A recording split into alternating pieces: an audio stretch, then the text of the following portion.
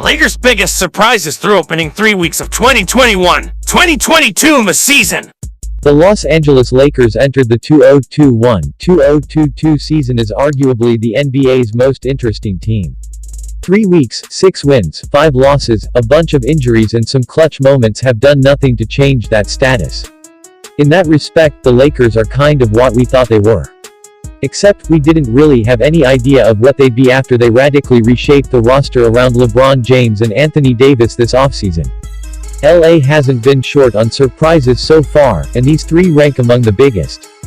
Turnover problems. It's easy to see the Lakers sitting 22nd in turnover percentage, per NBA.com, and want to pile all the blame on Russell Westbrook. He is, after all, the category's league leader with a mind-numbingly bad 5.1 giveaways per game. But this isn't all on the Brody. James is only 6 spots behind him with 4.2 turnovers per game. When Rajon Rondo has hit the hardwood, he has coughed it up at a rate of 4.6 turnovers per 36 minutes, per Basketball Reference. Even Dwight Howard is somehow at 2.8 turnovers per 36 minutes. The Lakers shouldn't be this bad at ball control. Remember, sound decision-making was supposed to be one of the few perks of fielding a roster primarily of 30-somethings. Age does equal experience, Lakers coach Frank Vogel told reporters before the season. IQ, intelligence, that helps you win. LA doesn't have the offensive firepower or the defensive stoppers to get away with shooting itself in the foot. The ball control must improve, and the roster is experienced enough to know that.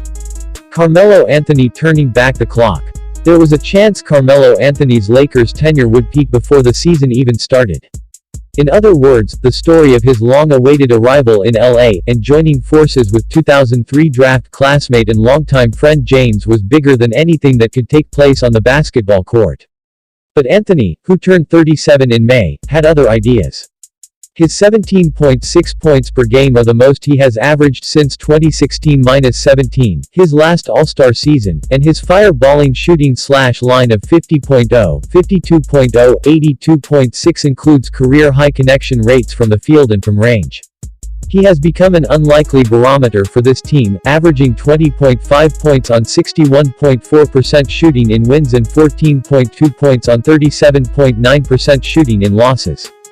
He is an essential component of the club, which seems improbable for someone who was effectively out of the NBA for a year before latching on with the Portland Trail Blazers in November 2019. Austin Reaves grabbing a rotation spot.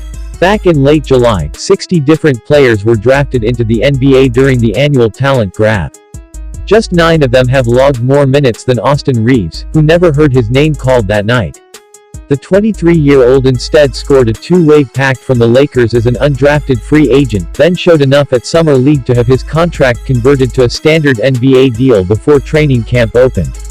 Reaves hasn't slowed down since. After being stuck on the sideline opening night, he played 12 minutes in the next tilt and has kept adding to that number. For the season, he is getting 21.3 minutes per night, and one could argue that isn't enough since the Lakers are faring 15.4 points better per 100 possessions with him than without per NBA.com. The freshman already shows the glue guy ability of reading the game to see where he needs to fit and molding his approach to do it.